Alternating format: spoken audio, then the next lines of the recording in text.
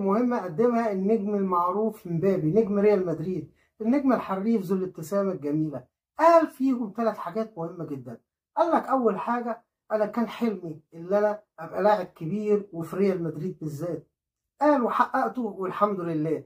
تاني حاجة قال لك: أنا أكتر شخص أعجبت بيه ومثل الأعلى هو زين الدين زيدان، لأنه لعيب جميل وحريف، وأنا كمان أتمنى أكون زيه. تالت حاجة: بيقدم رسالة شكر لوالده اللي هو تعبه جدا عشان يوصلوه للمستوى ده طول فترة مسيرته.